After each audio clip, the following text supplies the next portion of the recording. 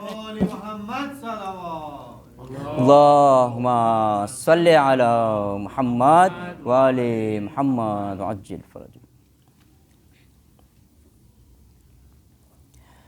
افسوس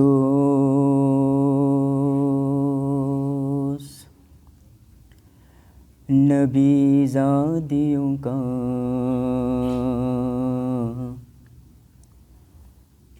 شام میں جانا،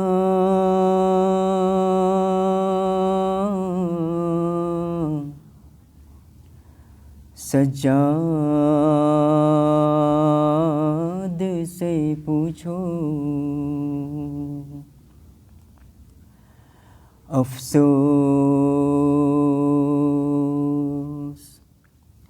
نبی زادیوں کا شام میں جانا،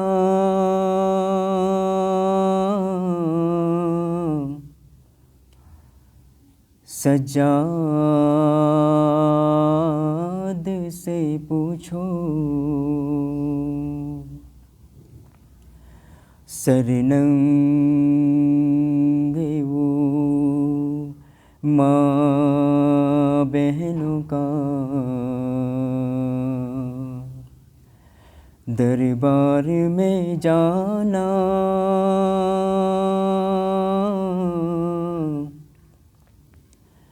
سجاد سے پوچھو. چھپتی تھی نبی زادی، نبی زادی کے پیچھے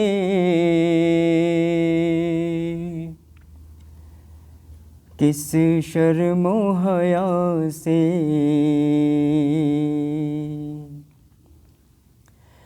چھپتی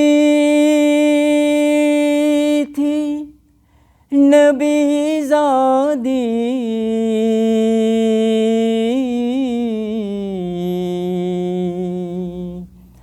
نبی زادی کے پیچھے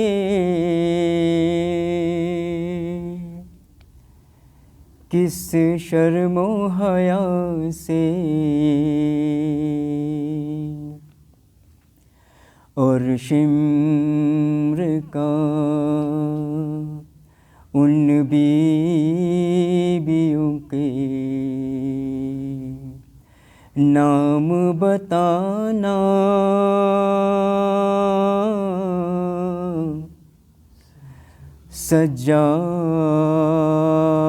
سجاد سے پوچھو. بیٹھے ہوئے دربار میں سب چھوٹے بڑے تھے، سادات کھڑے تھے.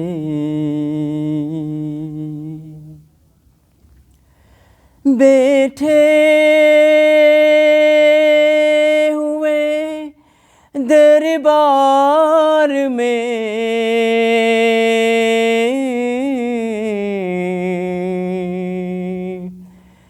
سب چھوٹے بڑے تھے، سادات کھڑے تھے. سر تاشت میں رکھا ہوا زینب کو دکھانا،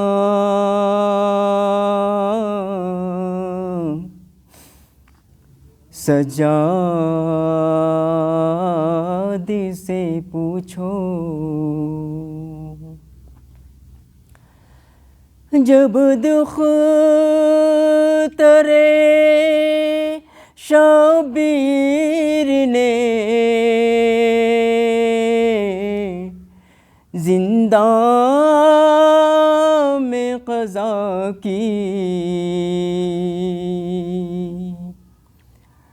آفت کی گھڑی تھی،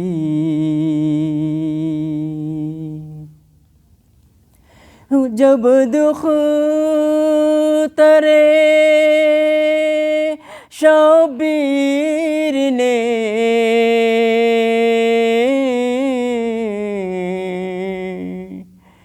زندہ میں قضا کی، آفت کی گھڑی تھی،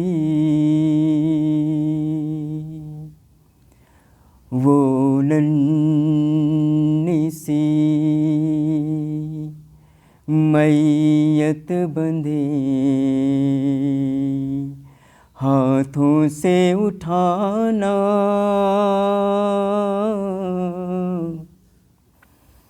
سجاد سے پوچھو، جب غسل سکینہ کو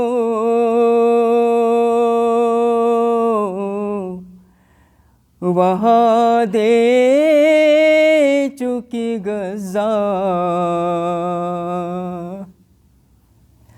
تھا سب کا برا حال، اور جب غسل سکینہ کو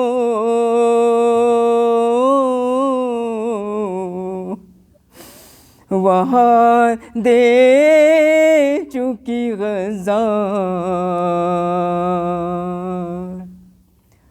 تھا سب کا برا حال، اس ننھی سی میت پر نشان رسی کے پانا، اور جب غسل سکینہ کو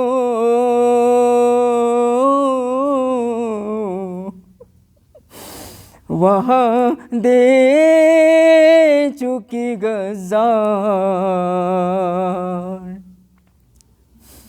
تھا سب کا برا حال، اس ننھی سی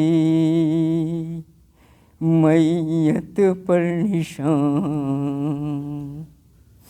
رسی کے پانا،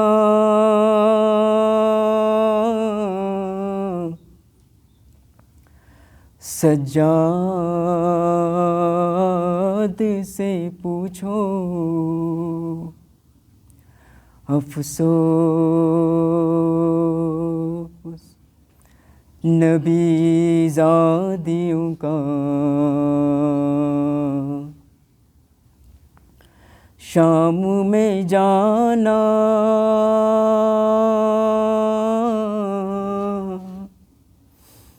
سجاد سے پوچھو،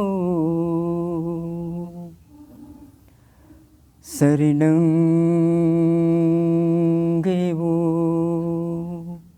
ماں بہنوں کا، دربار میں جانا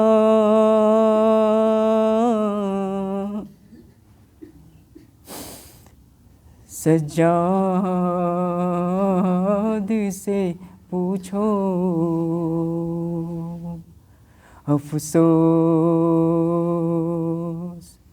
نبی زادیوں کا، شام میں جانا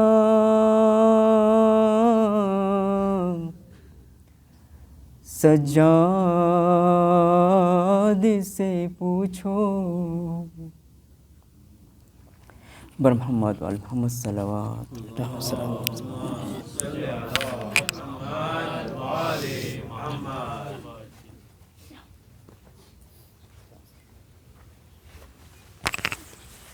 محمد وآل محمد صلوات. اللهم صل على محمد وآل محمد. وقت سجاد نے کیسے وہ گزارا ہوگا. وقت سجاد نے کیسے وہ گزارا ہوگا. وقت سجاد نے کیسے وہ گزارا ہوگا.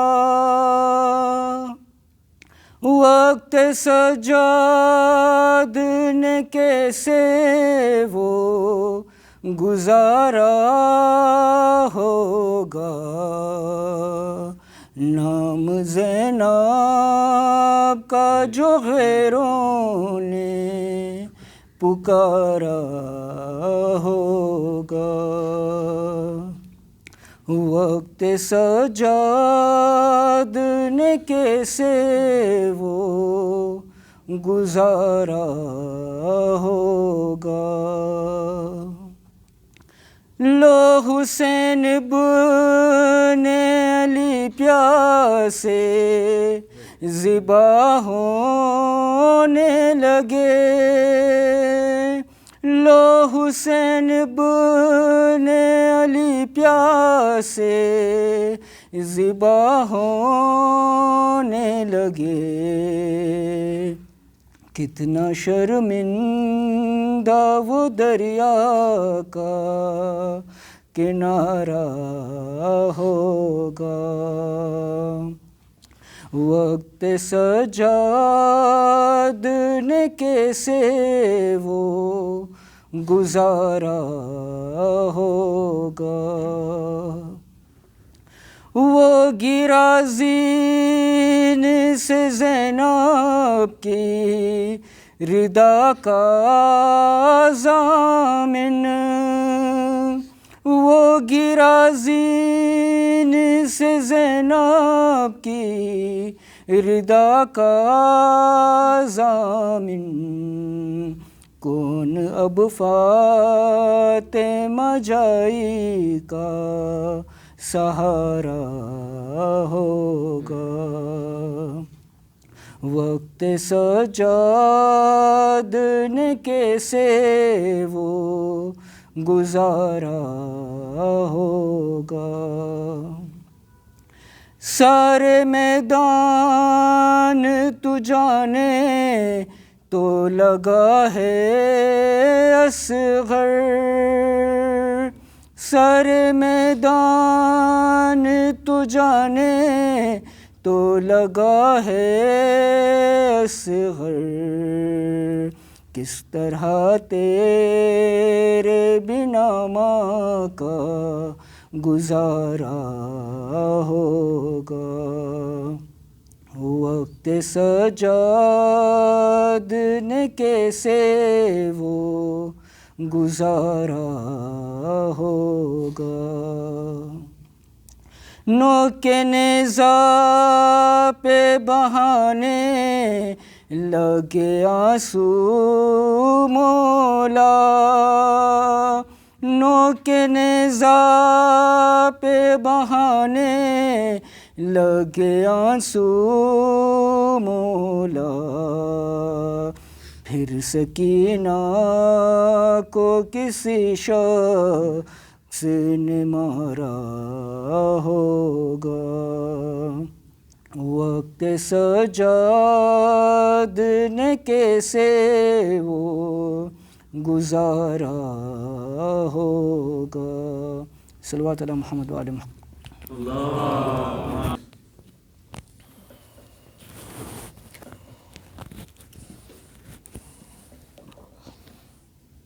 بر محمد و آل محمد صلوات. اللهم صل على محمد وآل محمد.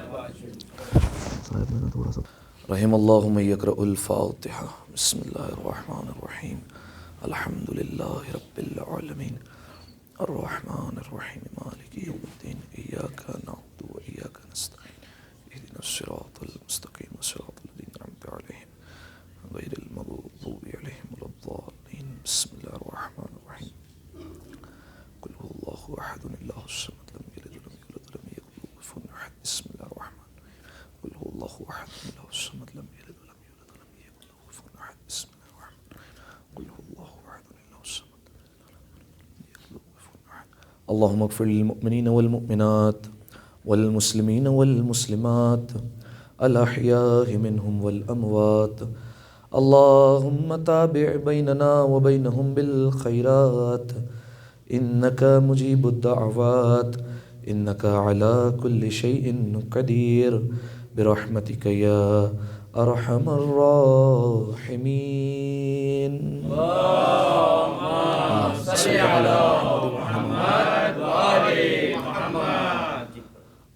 اعوذ باللہ من الشیطان اللعین الرجیم. بسم اللہ الرحمن الرحیم. الحمد للہ الذی یخلق ولم یخلق ویرزق ولا یرزق ویطعم ولا یطعم. ثم الصلاة والسلام علی عبدک وَنَبِيِّكَ وَصَفِيِّكَ وَرَسُولِكَ وَخِيرَتِكَ مِنَ الْخَلْقِ أَبِي الْقَاسِمِ مُحَمَّدٍ. اللهم صل على محمد وعلى أهل بيته الطيبين الطاهرين المعصومين المظلومين سيما ابن عمه علي عليه السلام وهو النبأ العظيم والصراط المستقيم والقرآن الكليم وهو الصديق الأكبر والفاروق الأعظم وحبل الله المتين وإمام المسلمين ووصي رسول رب العالمين واللعنة الدائمة على أعدائهم أجمعين. أما بعد فقد قال الله سبحانه وتعالى فی محکم کتابہ مبین. بسم اللہ الرحمن الرحیم. وَإِذَا سَأَلَكَ عِبَادِي عَنِّي فَإِنِّي قَرِيبٌ أُجِيبُ الدَّعْوَةَ الدَّاعِ إِذَا دَعَانِ. صلوات علی محمد وآل محمد. اللہم صل علی محمد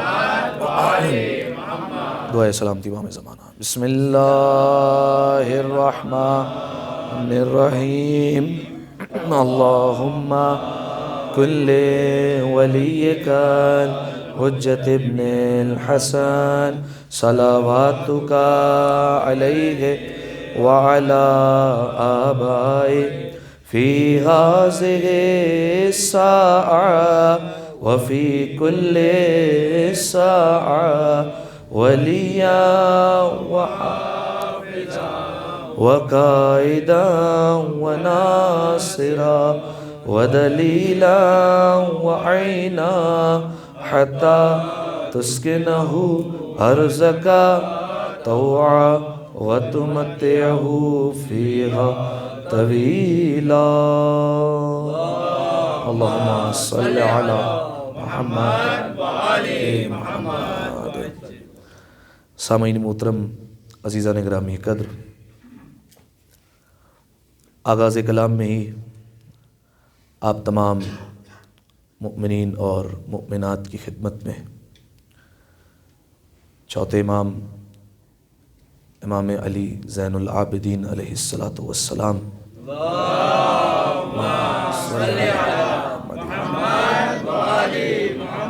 کی شہادت کی تعزیت اور تسلیت پیش کرتا ہوں، اور بالخصوص زمانے کے امام کی خدمت میں تعزیت اور تسلیت پیش کرنے کے لیے ایک دفعہ مل جل کر باواز بلند صلوات دیا کریں. اللہم صلی علی محمد جزاکم اللہ۔ سامعین محترم، آج کی اس بابرکت اور روحانی مجلس اعزا کے لیے جس آیہ مجیدہ کو آپ کی خدمت عالیہ میں پیش کیا، اس کا تعلق سورہ مبارکہ بقرہ سے ہے۔ آیت کا نشان 186 ہے۔ اس آیت میں پروردگار عالم اپنے رسول کو، اپنے حبیب کو مخاطب کر رہا ہے۔ ارشاد رب العزت ہوتا ہے وَإِذَا سَأَلَكَ عِبَادِي عَنِّي، اے میرے حبیب، اے میرے رسول، اے میرے محبوب، جب یہ میرے بندے آپ کے پاس آئیں اور آپ سے میرے متعلق سوال کریں، میرے بارے میں پوچھیں، تو انہیں آپ خبر دے دیجیے گا اور بتا دیجیے گا فَإِنِّي قَرِيبٌ، کہ میں ان سے بہت زیادہ قریب ہوں۔ اجیب الدعوۃ الداع اذا دعان، اور جب مجھے پکارنے والے پکارتے ہیں، جب دعا کرنے والے دعا کرتے ہیں، تو میں ان کی آواز پر لبیک کرتا ہوں اور ان کی دعا کو ضرور سنتا ہوں۔ سامعین محترم، اس آیت میں پروردگار عالم انسان کو اپنی قربت کا احساس دلا رہا ہے۔ آواز دے کر کہہ رہا ہے میرے حبیب جب یہ کبھی آپ سے سوال کرے میرے متعلق تو ان سے کہہ دیجیے گا میں ان سے قریب ہوں اور ان کے اور میرے درمیان کوئی فاصلہ نہیں۔ ایک اور آیت میں پروردگار عالم نے قرآن مجید میں کہا کہ ہم تو تمہاری شہ رگ سے بھی زیادہ قریب ہیں۔ یہ بات طے ہو گئی کہ پروردگار عالم ہم سے بہت زیادہ قربت رکھے ہوئے۔ اب میں آپ کے سامنے ایک روایت رکھتا ہوں۔ جناب موسیٰ علیہ السلام کلیم اللہ ہیں، پروردگار عالم سے باتیں کرتے ہیں، پروردگار عالم سے مناجات کرتے ہیں، اس سے راز و نیاز کرنے والے ہیں۔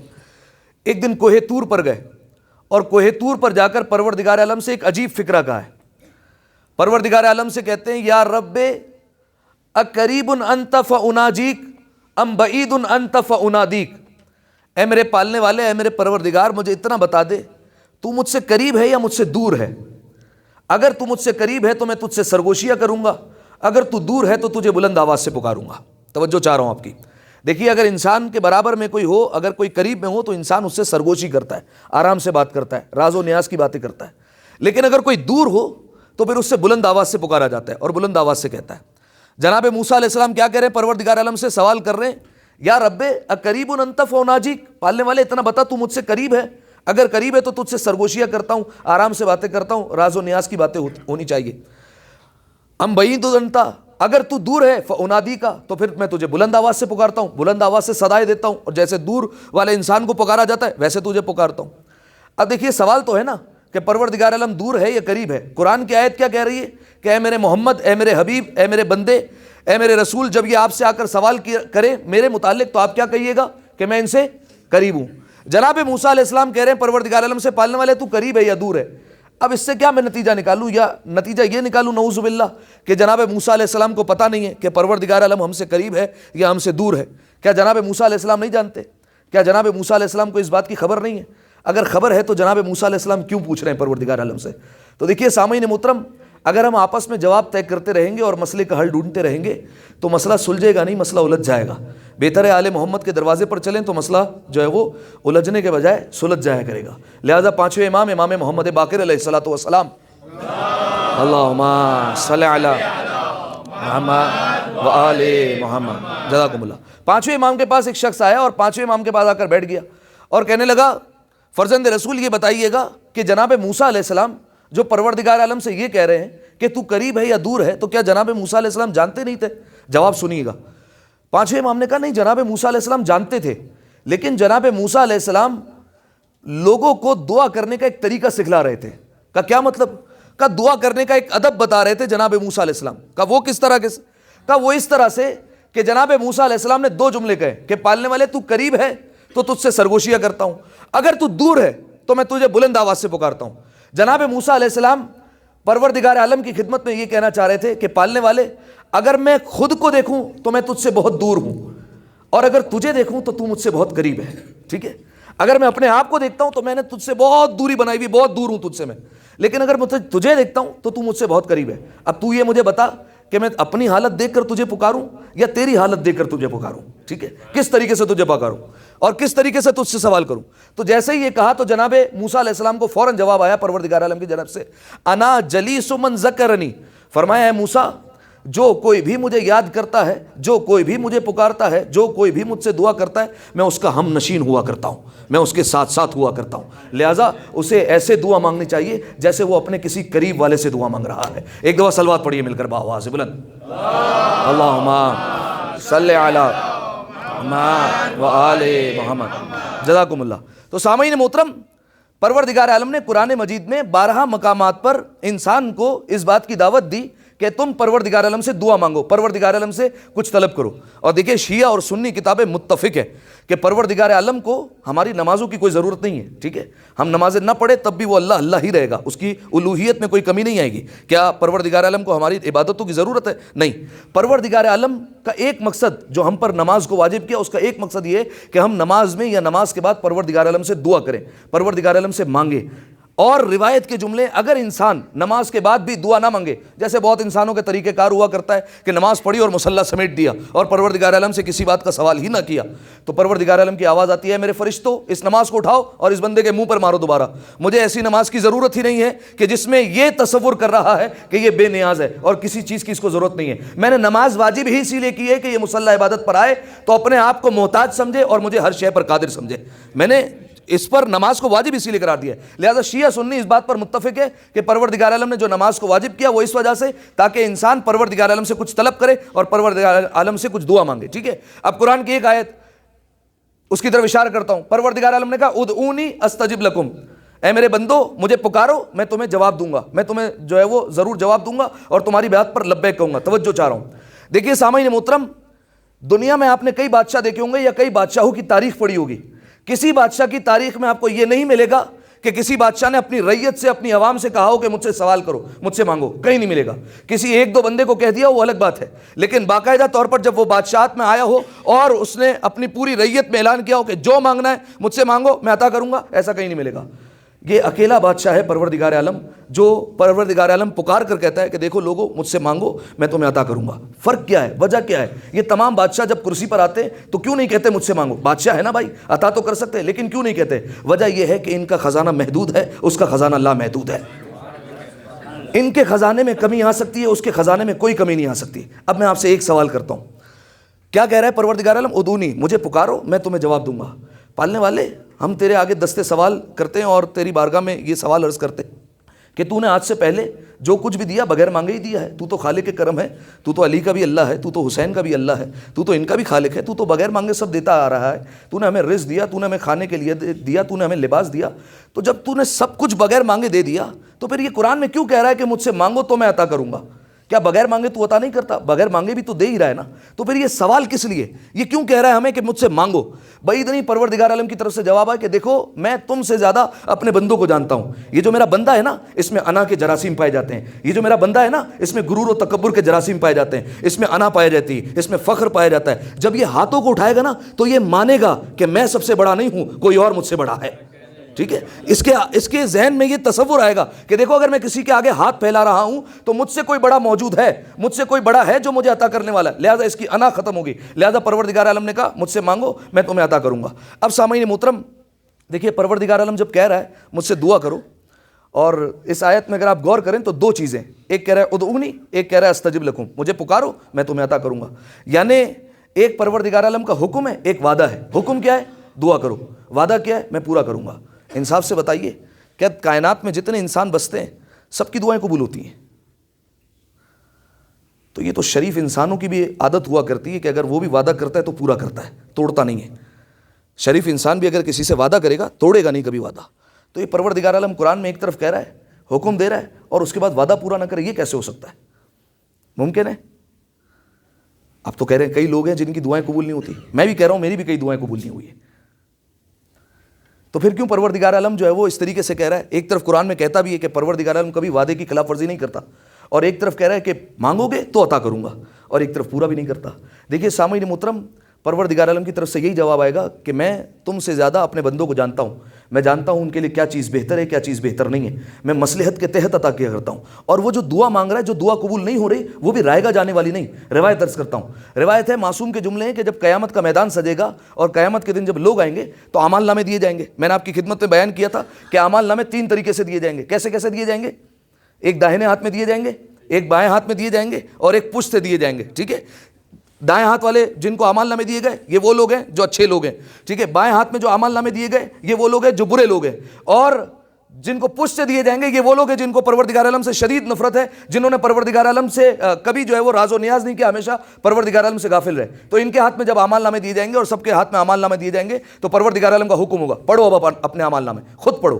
اور جب اعمال نامے انسان پڑھے گا تو بڑا گھبرائے گا، کچھ لوگ بڑے گھبرا رہے ہوں گے کیونکہ اعمال کے نیچے سزا بھی لکھی ہوگی، اور کچھ لوگ ہو رہے ہوں گے جو بڑے خوش ہو رہے ہوں گے، کیوں؟ کیونکہ اعمال کے نیچے ثواب بھی لکھا ہوا ہوگا۔ تو کچھ لوگ ایسے ہوں گے جب وہ اپنے اعمال نامے کو دیکھیں گے تو فوراً پروردگار عالم سے کہیں گے، پالنے والے یہ ہمارا اعمال نامہ نہیں ہے، صحیح ہے، پروردگار عالم سے کہہ دیں گے۔ کیا پروردگار عالم سے غلطی ہو سکتی ہے؟ نہیں، کوئی غلطی تو نہیں ہو سکتی۔ پروردگار عالم سے کہیں گے پالنے والے یہ ہمارا اعمال نامہ ہی نہیں ہے، یہ کسی اور کا آ گیا غلطی سے۔ تو پروردگار عالم کہے گا غور کرو۔ اب جب غور کریں گے تو کہیں گے پالنے والے کچھ باتیں ہماری ہیں، کچھ باتیں کسی اور کی ہیں۔ تو پروردگار عالم کہے گا نہیں، یہ اعمال نامہ تمہارا ہی ہے۔ تو پالنے والے یہ جو اتنی ساری نیکیاں ہمارے کھاتے میں آ گئی ہیں جو ہم نے کی نہیں ہے، کہا یہ وہ دعائیں ہیں جو تم نے مانگی تھی لیکن قبول نہیں ہو سکی تھی، یہ وہ دعائیں ہیں۔ اب میں نے یہ تمہارے اعمال نامے میں نیکیوں کی صورت میں رکھ دی ہے۔ تو اس وقت انسان پروردگار عالم سے کہے گا اے کاش میری دنیا میں تو کوئی بھی دعا قبول نہیں کرتا اور ساری نیکی آج مجھے حاصل ہو جاتی۔ ایک دفعہ صلوات پڑھے مل کر بآواز سے بلند، اللہ صلی علی محمد علی محمد، جزاکم اللہ۔ تو اب سامعین محترم، خلاصہ کلام یہ ہوا کہ پروردگار عالم نے قرآن مجید میں کہا کہ میں تم سے قریب ہوں، مجھے پکارو، اگر تم مجھے پکارو گے میں تمہیں عطا کروں گا، تمہاری آواز پر لبیک کہنے والا ہوں، دیکھو تمہیں خالی ہاتھ نہیں لوٹاؤں گا۔ پروردگار عالم نے یہ کہا۔ اب پالنے والے، اگر تو نے ہمیں دعا کرنے کا حکم دیا ہے تو پالنے والے پھر دعا کرنے کا طریقہ کیا ہے، دعا کس طریقے سے کی جاتی ہے، دعا میں کس طریقے سے تجھ سے مخاطب ہوا جاتا ہے، ٹھیک ہے۔ ہمارے ہاں دیکھیے بچپن سے ہی ہمیں بات کرنے کا طریقہ سکھایا جاتا ہے، یہ ہمارا خاصہ ہے، ٹھیک ہے۔ ہر کسی سے بات کرنے کا ایک ادب اور ایک خاص طریقہ ہوتا ہے۔ اگر ہم بالفرض کسی دوست سے بات کریں گے تو بات کرنے کا طریقہ الگ ہے، اگر والدین میں سے کسی سے بات کریں گے تو بات کرنے کا طریقہ الگ ہوگا، اگر استاد سے بات کریں گے تو بات کرنے کا طریقہ الگ ہے، مجتہد کے پاس چلے جائیں گے تو بات کرنے کا طریقہ الگ ہوگا، نبی کے پاس پہنچ جائیں بات کرنے کا طریقہ الگ، امام کے پاس جائیں بات کرنے کا طریقہ الگ، پروردگار عالم سے بات کریں گے تو بات کرنے کا طریقہ الگ ہوگا، ٹھیک ہے۔ بچپن سے ہی ہمیں بات کرنے کے آداب سکھا جاتے ہیں۔ بالفرض اگر کوئی بچہ کسی بڑے کو تو کہہ کر پکار دے تو فوراً ماں باپ ٹوک دیتے ہیں، انہیں تو نہیں کہنا، انہیں آپ کہو، ٹھیک ہے، انہیں آپ کہہ کر پکارو، انہیں پہلے سلام کیا کرو، خبردار انہیں تو کہہ کر یا بدتمیزی سے بات نہیں کرنا بلکہ انہیں آپ کہنا۔ اب میں کہوں کہ حضور آپ کیوں اپنے بچے کو ٹوک رہے ہیں، چھوٹا ہی تو ہے، چھوٹے کی زبان سے جو بھی لفظ نکلے گا شیریں لگے گا، میٹھائی لگے گا، اس کی کیا غلطی ہے، چھوٹا ہی تو ہے، بولنے دیجیے۔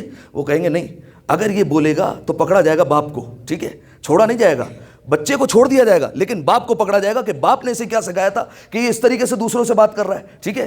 جملہ کہوں ایک، دیکھیے بچے کو اگر نہ سکھایا جائے اور بچے کو اس وقت نہ ٹوکا جائے تو زمانہ یہ کہے گا کہ بچہ غلط نہیں ہے، باپ غلط ہے، باپ نے اسے سکھایا نہیں۔ اگر باپ سکھا دیتا تو پھر یہ آج اس طریقے سے بڑوں سے بات نہیں کرتا۔ تو جب یہ طے ہو گیا کہ بچہ باپ کی زبانی بولتا ہے تو پھر مجھے کہنے دیجئے کیا کہنے اس ابو طالب کے کہ جس کا بیٹا دنیا میں آتے ہی کہتا ہے یا رسول اللہ توریت سناؤں، زبور سناؤں، انجیل سناؤں، قرآن سناؤں، ٹھیک ہے۔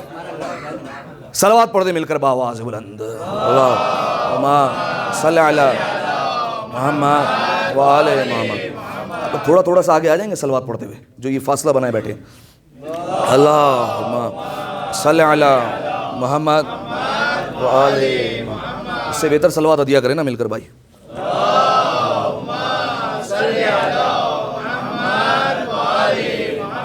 جزاکم اللہ۔ تو سامعین محترم، پروردگار عالم کہہ رہا ہے کہ مجھ سے مانگو، مجھ سے طلب کرو، میں تمہیں عطا کروں گا۔ تو اب سامعین محترم، جب پروردگار عالم نے حکم دیا ہے تو اس کو مانگنے کا طریقہ بھی تو بتانا چاہیے، کوئی ایسا بھیجنا چاہیے جو ہمیں مانگنے کا سلیقہ سکھائے، جو ہمیں مانگنے کا ڈھنگ سکھائے، مانگا کیسے جاتا ہے وہ ہمیں سکھائے، ٹھیک ہے۔ تو بعید نہیں پروردگار عالم کی طرف سے جواب آئے کہ دیکھو میں نے ہر شے کا تو انتظام کیا ہے، میں نے پیاس کو بعد میں بنایا ہے، پانی پہلے بنایا ہے، میں نے مسافر بعد میں بنایا ہے، منزل پہلے بنائی ہے، میں نے دیکھو جملہ کہوں مشکلیں بعد میں بنائی ہیں، مشکل کشا پہلے بنایا ہے، ٹھیک ہے۔ مشکلیں بعد میں آئی ہیں، مشکل کشا پہلے آیا ہے، لہٰذا اگر تمہیں کہہ رہا ہوں دعا مانگو تو پھر دعا کرنے کا طریقہ میں نے پہلے سکھایا ہے، ٹھیک ہے۔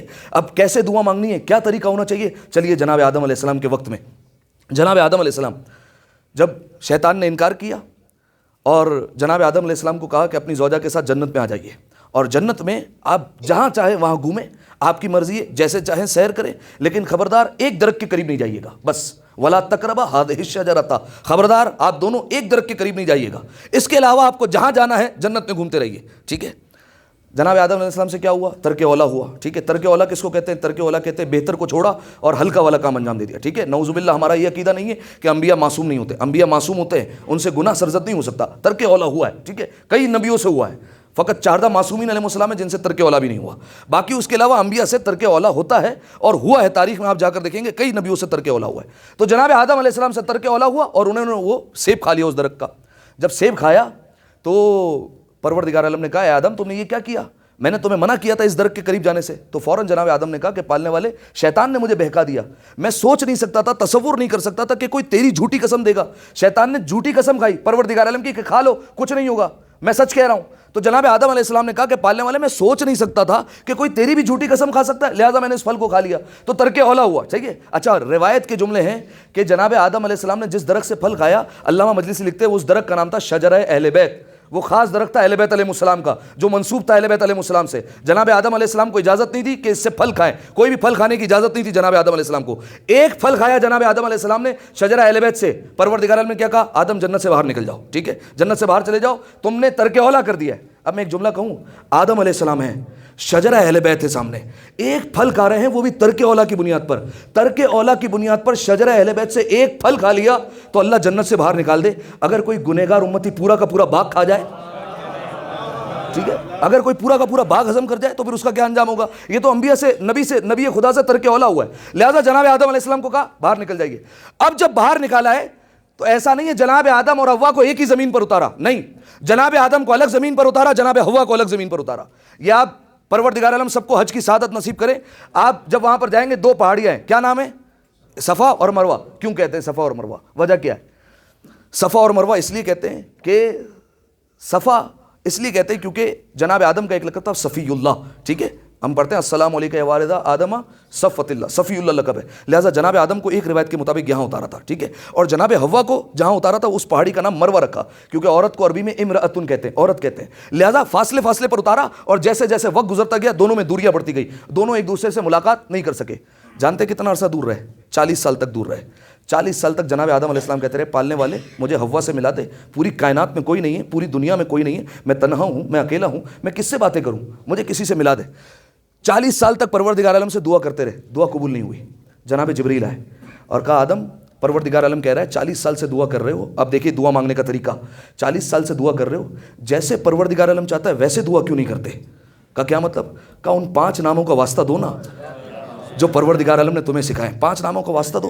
اب فوراً جناب آدم نے کہا اللہم انی اسألک بحق محمد وبعلی وبفاطمہ والحسن والحسین، پالنے والے میں تجھ سے ان 5 ناموں کا واسطہ دے کر سوال کرتا ہوں کہ مجھے تو جناب حوا سے ملا دے اور میری توبہ کو قبول کر لے۔ پروردگار عالم نے جیسے ہی ان واسطوں کو سنا فوراً جناب آدم کی دعا کو قبول کر لیا۔ اب مجھے جملہ کہنے کی اجازت دے، جب ان پنجتن کے وسیلے کے بغیر آدم کا گزارا نہیں ہوتا تو آدمی کا گزارا کیسے ہو جائے گا؟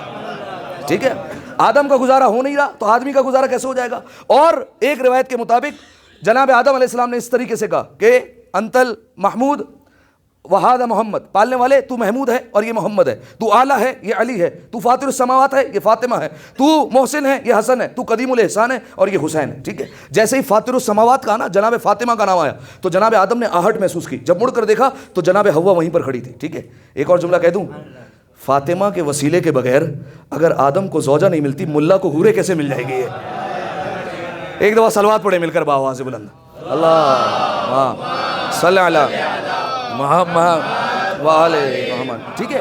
تو اب سامعین محترم، پروردگار عالم نے قرآن مجید میں حکم دیا دعا کرو، میں دعا کو پورا کروں گا۔ پالنے والے دعا کس طریقے سے کرنی ہے؟ کہ دیکھو میں نے دعا کرنے کا ایک طریقہ رکھا ہے، جناب آدم علیہ السلام نے ایک طریقہ رکھا، اور کون سا طریقہ ہے؟ بہترین طریقہ آ گیا میں اپنے موضوع تک، وہ ہے صحیفہ سجادیہ، ٹھیک ہے، بہترین طریقہ۔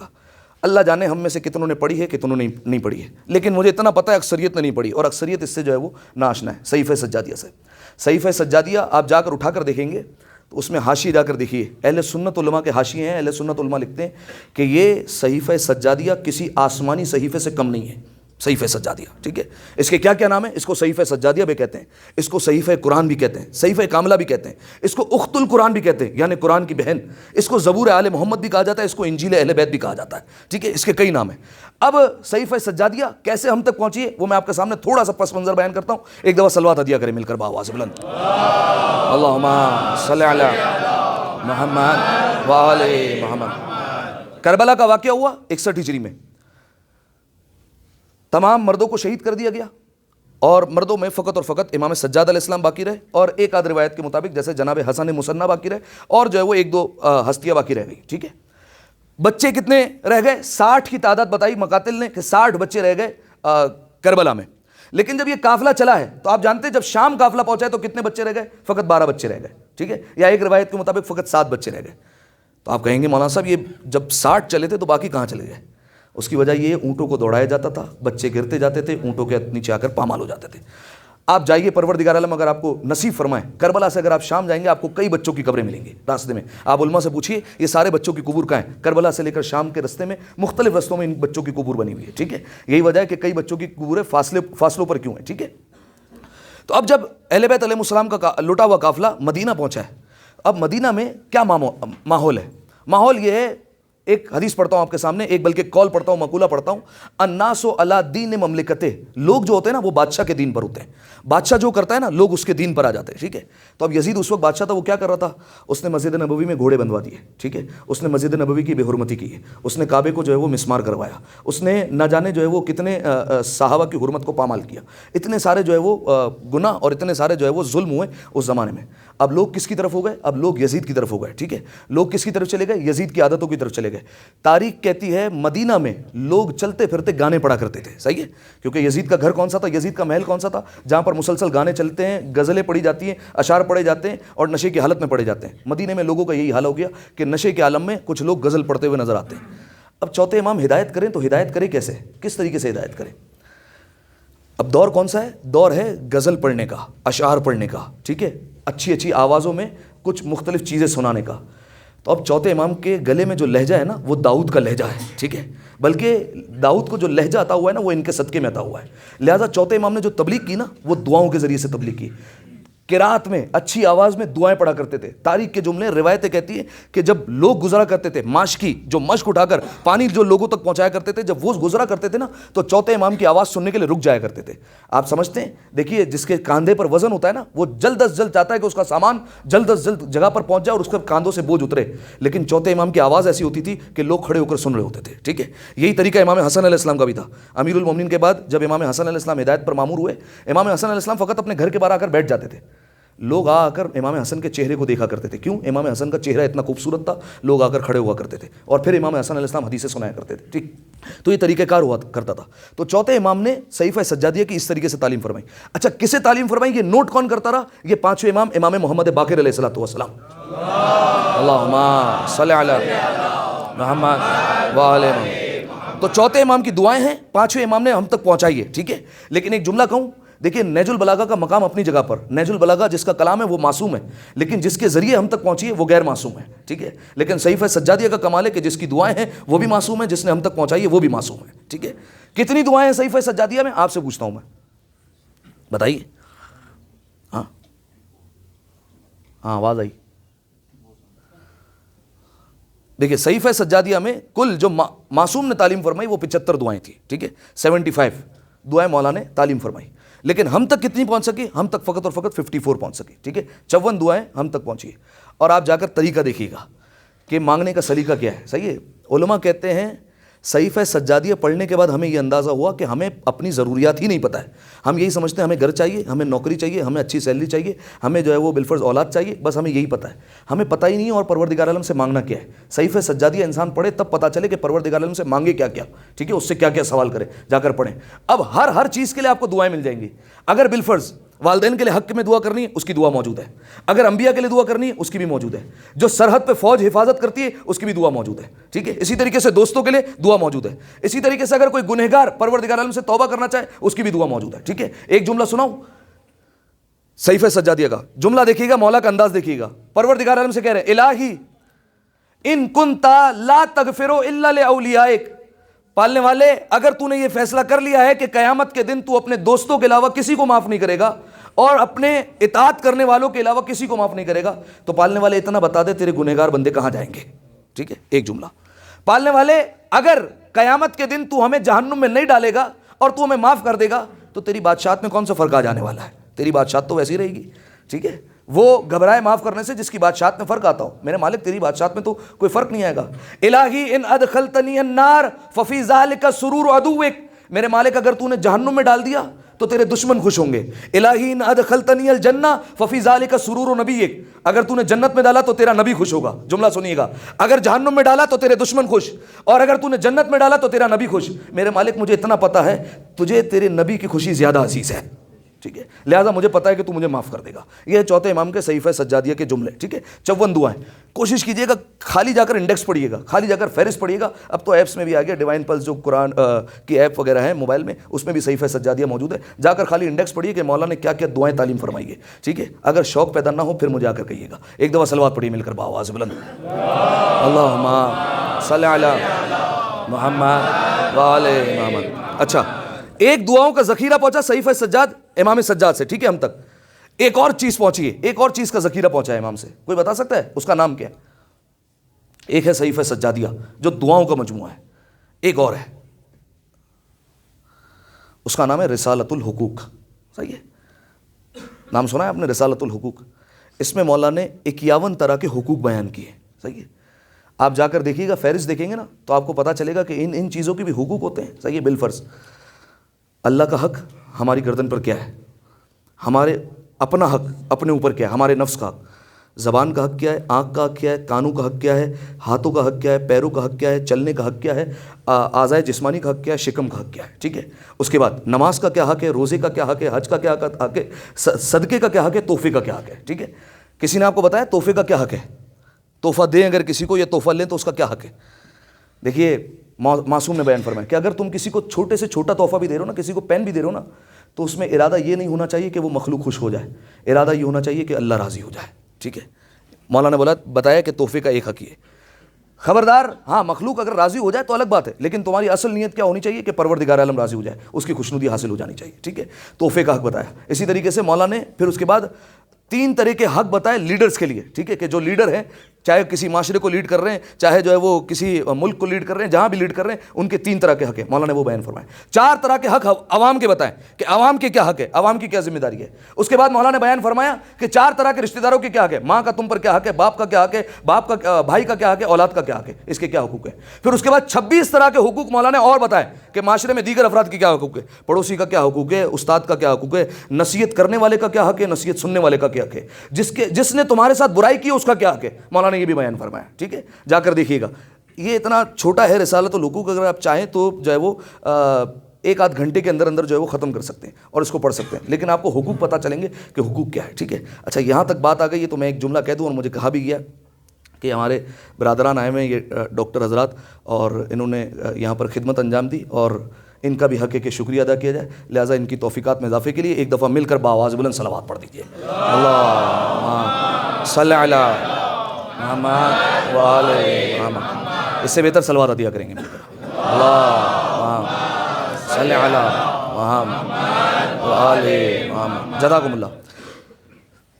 تو غور کیا آپ نے، صحیفہ سجادیہ مولا نے دعا مانگنے کا طریقہ بتایا کہ دعائیں کس کس طریقے سے مانگی جائے. والدین کے لیے کیا دعا ہے، انبیاء کے لیے کیا دعا ہے، دوست کے لیے کیا دعا ہے، گناہوں سے توبہ کے لیے کیا دعا ہے، استغفار کے لیے کون سی دعا ہے. مولا نے ساری دعائیں بتائی. اس کے بعد رسالۃ الحقوق میں بتایا کہ کیا کیا حقوق ہیں لوگوں کے، وہ جا کر دیکھو. ٹھیک ہے، اولاد کا کیا حق، ماں کا کیا حق، باپ کا کیا حق، بھائی کا کیا حق. ٹھیک ہے، اس کے علاوہ عوام کا کیا حق، بادشاہوں کا کیا حق، اسی طریقے سے پڑوسیوں کا کیا حق ہے، استاد کا کیا حقوق ہے، دوستوں کا کیا حقوق ہے. مولانا نے سب کچھ بیان کر دیا. ٹھیک ہے، رسالۃ الحقوق 51 طرح کے مولانا نے حقوق بیان کیے. ٹھیک ہے، جو انسان سوچ بھی نہیں سکتا مولانا نے وہ حقوق بیان کیے. صحیح ہے، ایک مثال دے دی تحفے کے کیا حقوق ہیں. ٹھیک ہے، اچھا اس کے علاوہ تیسری شے ایک امام نے بیان فرمائی جو ہم تک پہنچی ہے، وہ ہے خطبہ امام سجاد علیہ السلام.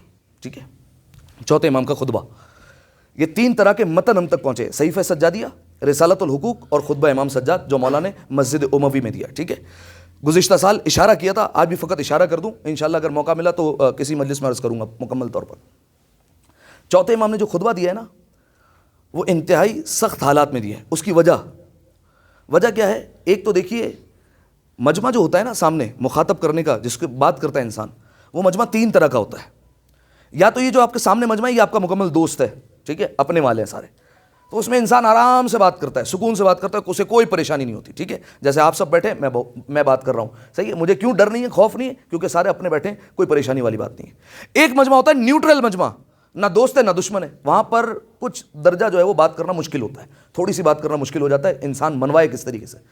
اور ایک وہ مجمع ہوتا ہے جہاں سارے دشمن ہیں، وہاں پر بات کرنا اور مشکل ہو جاتا ہے. اور دشمن بھی ایسے ہوں کہ جن کے ہاتھ میں پتھر ہوں، کسی کے ہاتھ میں انگارے ہوں، کوئی جو ہے وہ کھولتا ہوا پانی لے کر کھڑا ہوا ہو، کوئی چھتوں پر جو ہے وہ انگارے لے کر کھڑا ہو جائے، کوئی جو ہے وہ پتھر لے کر کھڑا ہو جائے، وہاں بات کرنا اور مشکل ہے. وہاں اگر پتہ ہے کہ یہ سارے کے سارے امیر المومنین کے دشمن ہیں، 70 سال تک وہاں پر مولا پر جو ہے وہ جمعے کے خطبے میں مولا کو گالیاں دلوائی گئی ہیں، ٹھیک ہے، مولا پر جو ہے وہ تبرہ کیا گیا امیر المومنین کو. شام تک جب مولا کی شہادت کی خبر پہنچی تو لوگ حیرت میں پڑ گئے. آپ حالت دیکھیے کس طریقے سے ان کے ذہن کو بنایا گیا تھا کہ لوگ حیرت میں پڑ گئے. علی مسجد میں کیا کر رہا تھا، علی کا نماز سے کیا کام ہے، ٹھیک ہے، یہ خبر پہنچی، صحیح ہے. تو امیر المومنین کے لیے اس طریقے سے بکس جو ہے وہ بنایا گیا.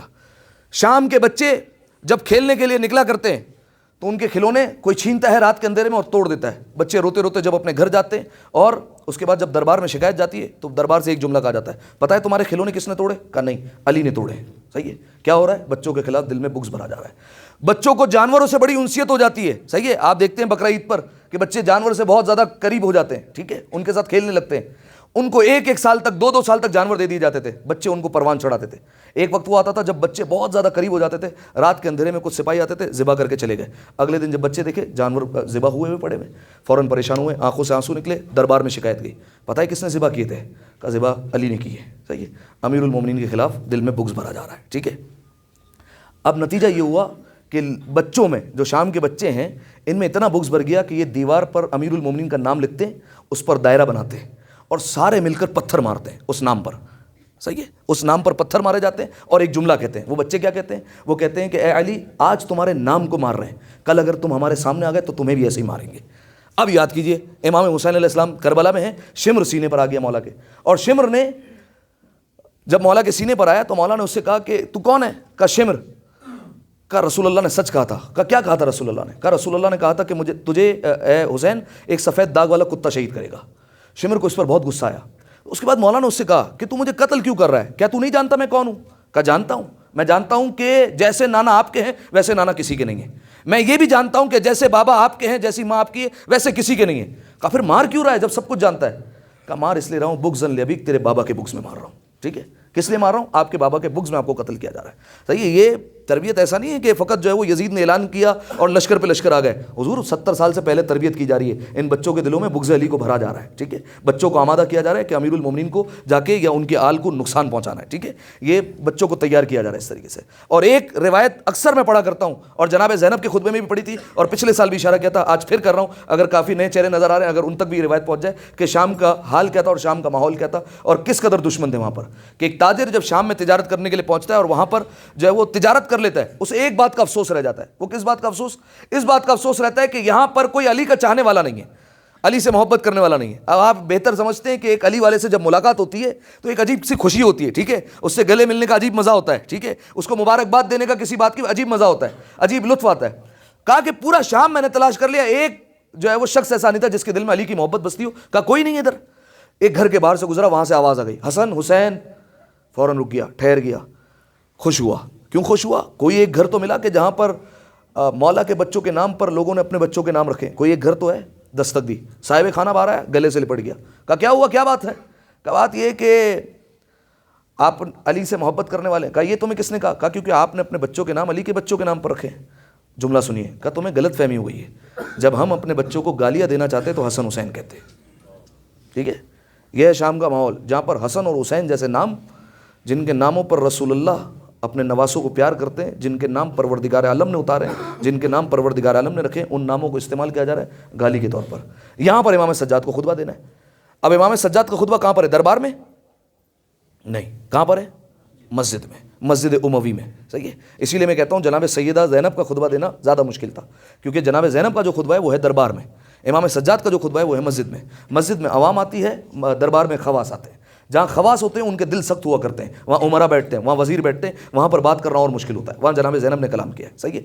اور امام سجاد علیہ السلام نے جہاں بات کی وہاں عوام ہے، صحیح ہے، وہاں بات کرنا نسبتاً آسان ہے، لیکن پھر بھی لوگ دشمنی کے لیے جو ہے وہ تیار ہے۔ جب قافلہ پہنچا ہے، مسجد میں داخل ہوا ہے، تو یزید نے ایک خطیب کو پہلے سے ہی تیار کر کے رکھا ہوا تھا۔ کس بات پر؟ کہ جب یہ قافلہ آئے تو تیرا کام یہ ہے کہ تو ممبر پر جائے گا اور ممبر پر جا کر بنو امیہ کی تعریف کرے گا، بنو ہاشم کی توہین کرے گا، بس تیرا کام یہ، اور اسی کے تیرے کو پیسے ملیں گے۔ اس نے کہا ٹھیک ہے۔ جب امام سجاد علیہ السلام پہنچے تو ایک شخص ممبر پر گیا، بازاری خطیب، اور وہ جا کر ممبر پر بیٹھ گیا، اور ممبر پر جا کر اس نے خطبہ دیا۔ اس خطبے میں اس نے بنو امیہ کی کھل کر تعریف کی اور بنو ہاشم کی جو ہے وہ توہین کی۔ اب امام سجاد علیہ السلام نے جب یہ دیکھا تو امام سجاد علیہ السلام نے جب اس کی باتیں سنی، فضائل کا ایک جملہ دینے جا رہا ہوں، امام سجاد علیہ السلام نے کہا جھوٹ بول رہا ہے، اتر ممبر سے، نیچے آ جا۔ آپ نہیں سمجھے یہ امام سجاد علیہ السلام نے کس کی سنت دہرائی ہے؟ یہ امام سجاد علیہ السلام نے امام حسن کی سنت دہرائی ہے۔ امام حسن علیہ السلام بھی مسجد میں گئے تھے، کوئی ممبر پر بیٹھا تھا، امام حسن علیہ السلام نے کہا تھا اتر میرے باپ کے ممبر سے اور اپنے باپ کے ممبر پر بیٹھ، نہیں پہنچے آپ، اتر میرے باپ کے ممبر سے، اگر تیرے باپ کا ممبر ہے تو اس پر جا کر بیٹھ، اگر تیرے باپ کا ممبر ہے تو اس پر جا کر بیٹھ، اگر تیرے باپ کا ممبر ہے تو اس پر جا کر بیٹھ۔ امام حسن علیہ السلام نے دو ذمہ داریاں لگائی ہیں خطیب کے، کیا کیا؟ ایک تو پہلے اپنا باپ جا کر تلاش کر، پھر جا کر ممبر تلاش کر، ٹھیک ہے۔ امام حسن علیہ السلام کی سنت دہرائی امام سجاد علیہ السلام، اتر، جھوٹ بول رہا ہے یہ۔ اور جب وہ ممبر سے اتر آیا تو امام سجاد علیہ السلام نے یزید کو دیکھ کر کہا اذن لی ان اسعد هذه الاواد، او یزید اجازت دے کہ میں ان لکڑیوں کے ڈھیر پر جاؤں اور کچھ جا کر بولوں۔ ممبر نہیں کہا مولا نے، کیا کہا؟ لکڑیوں کے ڈھیر پر، یعنی مولا نے پیغام دے دیا کہ جس جگہ سے علی کی توہین کی جاتی ہو، چاہے وہ ممبر جیسا ہو، ممبر ہوتا نہیں ہے، ٹھیک ہے۔ بڑا خیال رکھیے، صحیح ہے۔ بڑے بڑے آ کر بیٹھ جاتے ہیں، اسی لباس میں آ کر بیٹھ جاتے ہیں اور مولا کی توہین کر کے نکل جاتے ہیں۔ آپ کا کام ہے کس کو بٹھانا ہے ممبر پر، صحیح ہے۔ لہٰذا آذن لی ان اسعد هذه الاواد، اجازت دے کہ میں ان لکڑیوں کے ڈھیر پر جا کر بیٹھوں اور ان لکڑیوں کے ڈھیر پر جا کر خطاب کروں۔ یزید نے اجازت نہیں دی اور یزید نے منع کر دیا۔ درباری کہنے لگے یزید دے دے اجازت، کیا کہہ لے گا، بیمار تو ہے، اسے پتہ نہیں ہے، بیمار تو ہے لیکن یہ مجبور نہیں ہے، یہ مختار کو مختار بنانے والے ہیں، صحیح ہے۔ کہا جانے دے، یزید نے کہا نہیں، اور ایک جملہ کہا تمہیں نہیں پتا اگر یہ چلا گیا تو اس وقت تک ممبر سے نہیں اترے گا جب تک میرے باپ اور دادا کو ذلیل نہ کر دے، ٹھیک ہے، اس وقت تک ممبر سے نیچے نہیں آئے گا۔ امام سجاد کو اجازت ملی، امام سجاد ممبر پر گئے، ٹھیک ہے۔ اب خطبہ کیا دیا وہ انشاءاللہ پھر کسی مجلس میں، لیکن امام نے اس میں خطبے میں اپنا تعارف کروایا، اور تعارف کرنے کے بعد مولا نے کہا کہ پروردگار عالم نے ہمارے خاندان کو فضائل کا مرکز بنایا ہے، صحیح ہے۔ اور اس کے بعد جب سارا مجمع رونے لگا وہاں پر اور یزید نے دیکھا کہ انقلاب آ جائے گا، اور مولا نے جو ایک جملہ کہا جس پر سارے درباری رونے لگے، یعنی دشمن دربار رونے لگا، وہ کون سا جملہ تھا؟ انا ابن فاطمہ الزہرا، میں فاطمہ زہرا کا بیٹا ہوں۔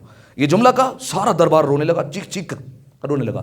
اب مولا یہاں سے مصائب پڑھتے گئے کہ میں اس کا بیٹا ہوں جس کے بابا کو تم نے کربلا میں 3 دن کا بھوکا پیاسا مارا دیا گیا، میں اس کا بیٹا ہوں کہ جسے تم نے طرح طرح کے ظلم سے شہید کر دیا گیا، اس کا بیٹا ہوں جسے تم نے رلا رلا کر مارا ہے۔ مولا مصائب پڑھتے جا رہے ہیں، دربار روتا جا رہا ہے۔ اور ایک مرتبہ جب یزید کو خوف ہوا کہ انقلاب نہ آ جائے اور میرا تختہ نہ الٹ جائے، اب اس نے اذان کا حکم دیا، اذان دی جائے، ٹھیک ہے۔ اذان دی گئی اور 7 اذانیں بلند ہونے لگی وہاں پر۔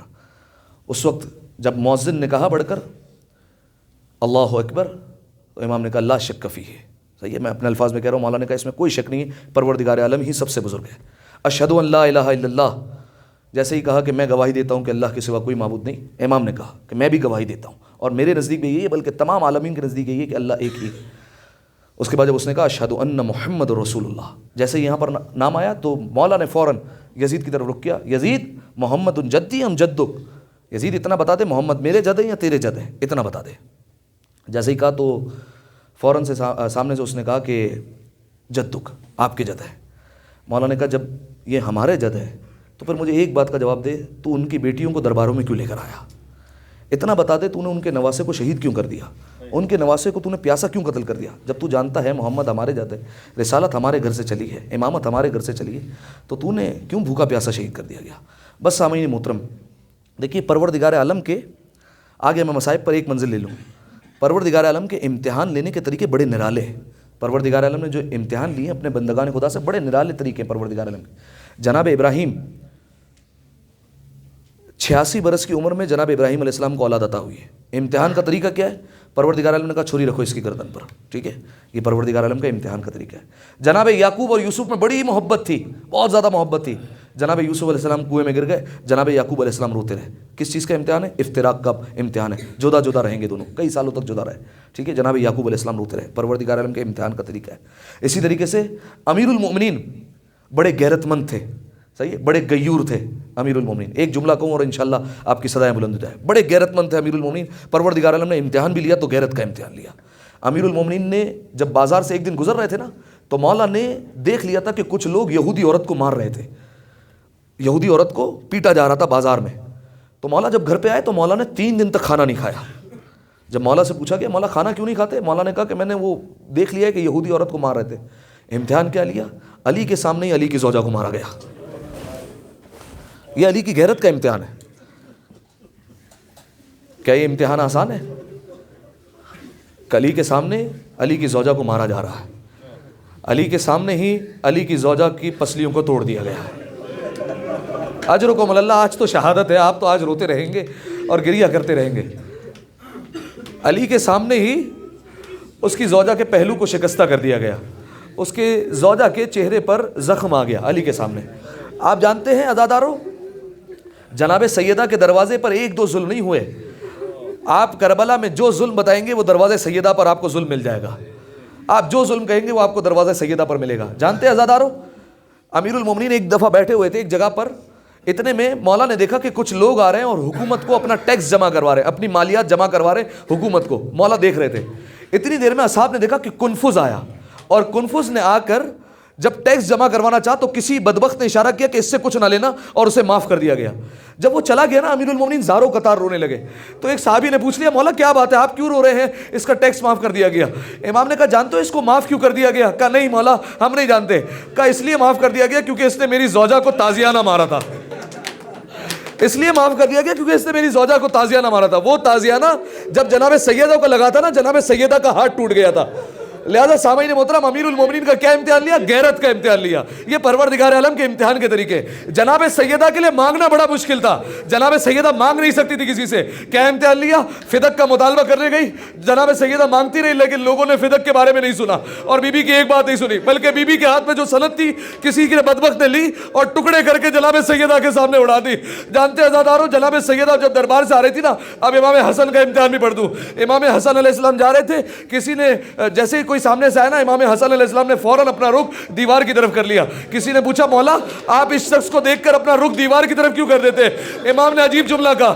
امام نے کہا قد لطم امی حتی ادمیتہا, فرمایا اس نے میری ماں کو ایسا تماچا مارا تھا کہ میری ماں کے چہرے سے خون جاری ہو گیا. اجرکم اللہ, اجرکم الزہرا.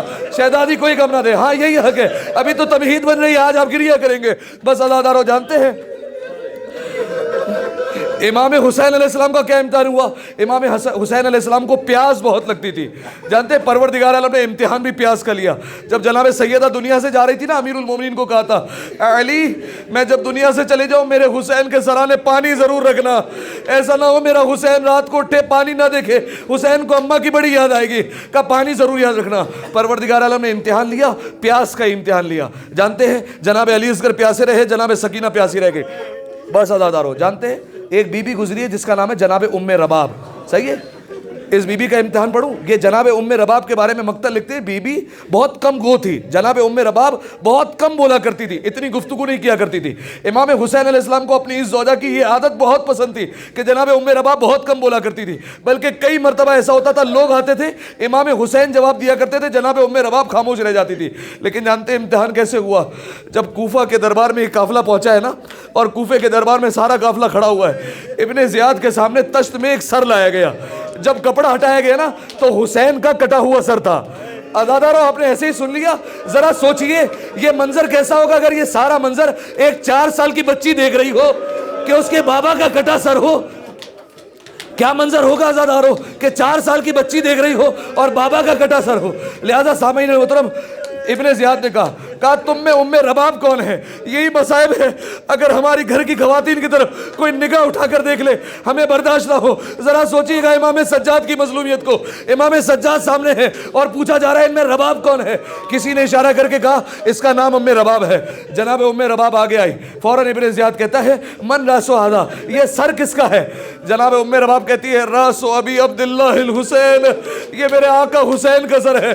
جناب ام رباب آگے بڑھی اور سر کو گود میں نے لے لیا اور دیر تک گریا کرتی رہی. ابن زیاد نے کہا ام رباب یہ سر کو واپس کرو, لیکن جناب ام رباب روتی رہی. عزادارو اب جو جملہ کہنے جا رہا ہوں جو اب تک نہیں رویا ہے. ابن زیاد نے اشارہ کیا, 6 افراد آگے بڑھے جن کے ہاتھ میں تازیانے تھے. جناب ام رباب کے سر پر تازیانے مارتے جاتے تھے. جناب ام رباب کی پیشانی سے خون جاری ہوا, ارے تھوڑی تک خون آ گیا. جناب ام رباب سے سر لے لیا. اجرکم اللہ. امام سجاد کہتے رہے ارے نہ مارو یہ میری ماں رباب ہے. اجرکم اللہ, اجرکم اللہ زہرا. شہزادی کوئی غم نہ دے, بس عزادارو صداؤں کو بلند کیجئے گا, رونے میں تکلف نہ کیجئے گا. امام صادق نے ابو بصیر سے کہا تھا ابو بصیر روتا کیوں نہیں ہے؟ کہا مولا رو تو رہا ہوں, رومال گیلا ہے. کہا نہیں ابو بصیر, جب ہمارے غم میں رونا تو ایسے رویا کرو جیسے ایک بوڑھی ماں جوان کے لاشے پر ہوتی ہے. اپنی صداؤں کو بلند کرنا, اپنے آپ کو آمادہ کیجئے. آپ کو بیمار کربلا کے تابوت کو کاندھا دینا ہے. بس عزادارو جانتے ہیں یہ قافلہ شام پہنچا. جب شام پہنچا ہے نا, یزید کے سامنے سر لایا گیا امام حسین علیہ السلام کا, اور اس کے بعد اس نے ایک چھڑی منگوائی, اور اس کے بعد امام حسین علیہ السلام کے لبوں پر چھڑی مارتا جاتا تھا اور کہتا جاتا انت سید و شباب اہل الجنہ, کیا تو ہی جنت کے جوانوں کا سردار ہے؟ عزادارو یہ سارا منظر جناب سکینہ دیکھ رہی تھی. جناب سکینہ کہتی جاتی تھی پھوپھی اماں یزید سے کہیے میرے بابا کو نہ مارے, یزید سے کہیے میرے بابا کو چھڑی نہ مارے. اجرکم اللہ. بس عزادارو ایک مرتبہ یزید نے کہا کہ کوئی ہے جس کو حسین کا کوئی بدلہ لینا ہے تو ان کا بیٹا سید سجاد موجود ہے, آؤ سید سجاد سے بدلہ لے لو. بس عزادارو ایک شخص اٹھا, ایک ملعون اٹھا, اس نے کہا ہاں مجھے بدلہ لینا ہے. کہا کس بات کا بدلہ؟ کہا کربلا میں حسین نے ایک چابک اٹھایا تھا, وہ چابک مجھے لگ گیا تھا, لہٰذا میں بدلہ لینا چاہتا ہوں. سید سجاد کو آگے بلایا گیا.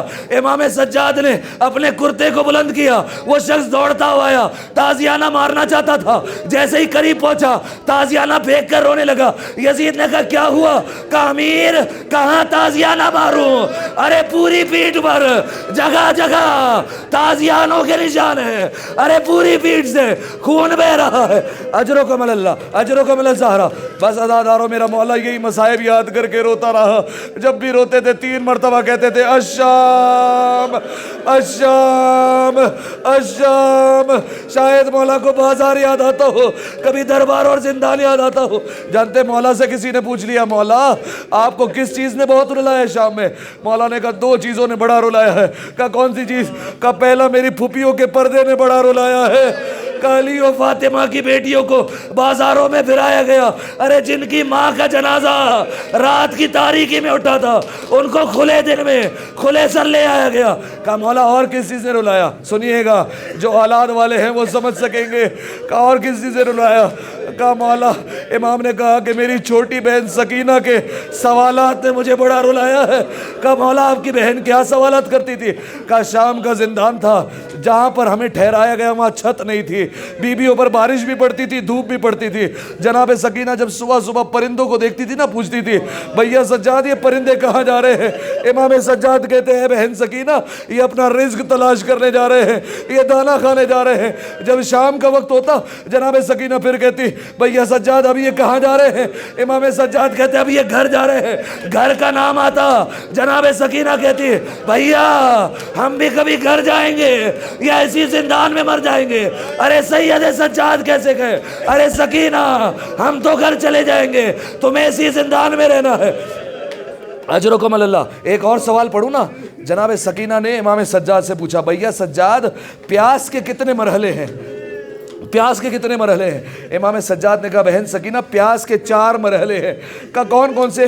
کہا پہلا مرحلہ یہ ہے کہ جب انسان شدید پیاسا ہو نا تو اس کی زبان پر کانٹے پڑ جایا کرتے ہیں. جناب سکینہ نے سنا فوراً کہا سلام ہو میرے بھیا علی اکبر پر. جب میرا بھیا علی اکبر آیا تھا نا, بابا سے کہہ رہا تھا بابا 2 گھونٹ اگر پانی مل جائے میری زبان پر کانٹے پڑ گئے ہیں. کہا اور کیا مرحلہ ہے؟ کہا دوسرا پیاس کا مرحلہ یہ ہے کہ آنکھوں کے سامنے دھواں آ جاتا ہے. جناب سکینہ نے کہا سلام میرے بابا پر. جب میرا بابا میدان کی طرف جا رہا تھا تو کہتا جاتا تھا ارے میری آنکھوں کے سامنے دھواں آ گیا ہے, مجھے کچھ نظر نہیں آتا. کہا اور کیا مرحلہ ہے؟ کہا تیسرا مرحلہ یہ ہے کہ جب انسان کو شدید پیاس لگتی ہے نا تو وہ اپنے ہونٹوں کو کبھی کھولتا ہے کبھی بند کر دیتا ہے, مچھلی کی طرح تڑپنے لگتا ہے. جناب سکینہ نے کہا سلام میرے بھیا علی اصغر پر. جب میرے بابا نے تپتی ریتی پلٹایا, ارے میرا بھیا علی اصغر سوکھی زبان ہونٹوں پہ پھراتا تھا, کبھی ہونٹوں کو کھولتا تھا کبھی ہونٹوں کو بند کرتا تھا. صدائے بلند کیجیے گا, آخری جملہ آزادارو. جناب سکینہ سے پوچھا, جناب سکینہ نے پوچھا اور بھیا چوتھا مرحلہ؟ کا چوتھا مرحلہ وہ ہوتا ہے کہ جب انسان کی ہڈیاں اس کے جسم کا ساتھ چھوڑ دیتی ہے, گوشت سے جدا ہو جانے لگتی ہے. جناب سکینہ نے کہا بھیا سجاد اب سکینہ کی ہڈیاں ارے جسم سے جدا ہونے لگی ہے, اب سکینہ کیسے جیے گی؟ اجرکم اللہ اجرکم اللہ. آخری روایت سن لیجیے.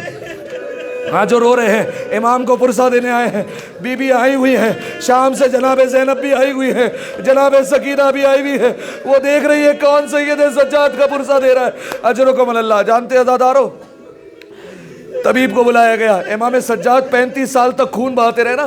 طبیب آیا اور طبیب آ کر کہنے لگا مولا اگر آنکھوں سے خون بہائیں گے نا آپ کی آنکھوں کو نقصان پہنچے گا. امام سجاد نے کہا پھر کیا کروں؟ کہا مولا دیکھا کرے ٹھنڈا پانی اگر مل جائے نا تو اپنی آنکھوں پہ ڈال لیا کرے. ٹھنڈے پانی کا نام آیا. امام سجاد نے کہا ارے تو نے تو آسانی سے کہہ دیا, لیکن میرا بابا ارے ششمائے علی اصغر کے لیے ایک گھونٹ پانی مانگتا رہا. اجرکم اللہ.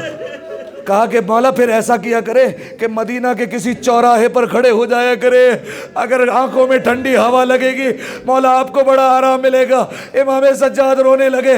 کہا رے تو نے تو آسانی سے کہہ دیا, لیکن جب بھی میں کسی چوراہے پر جاتا ہوں مجھے شام کا بازار یاد آتا ہے, ارے کوفے کی گلیاں یاد آتی ہے. اجرکم اللہ. بس عزادارو امام کا یہ رونا بھی برداشت نہیں ہوا, امام کو زہر دے دیا گیا. عزادارو میرا مولا زہر کی شدت سے تڑپ رہا. پانچویں امام کو بلایا, بیٹا محمد باقر تم میرے غسل و کفن کا انتظام کرنا. بس عزادارو پانچویں امام نے غسل و کفن کا انتظام کیا. ایک مرتبہ جنازہ اٹھا, امام سجاد کا جنازہ بڑی شان سے چلا. ارے میرا دل کہتا ہے امام سجاد تابوت پہ بھی رو رہے ہوں گے. عزادارو جب امام سجاد کو آخری جملہ ہے پھر تابوت آ جائے گا. امام سجاد کو قبر میں لٹایا. امام باقر قبر سے باہر آئے, اپنے بابا کے چہرے سے کفن ہٹایا. اب جو کفن ہٹایا کیا دیکھا؟ بابا کی آنکھوں سے خون جاری ہے. امام سجاد کے پاس دوبارہ مولا اترے. کہا بابا کب تک خون روئیں گے بابا؟ امام سجاد نے کہا بیٹا باقر ارے تو نے تو مجھے دفنا دیا, ہائے میرا بابا کربلا میں 3 دن تک بے گور و کفن رہا. ارے کوئی اٹھانے والا نہ تھا, کوئی کفنانے والا نہ.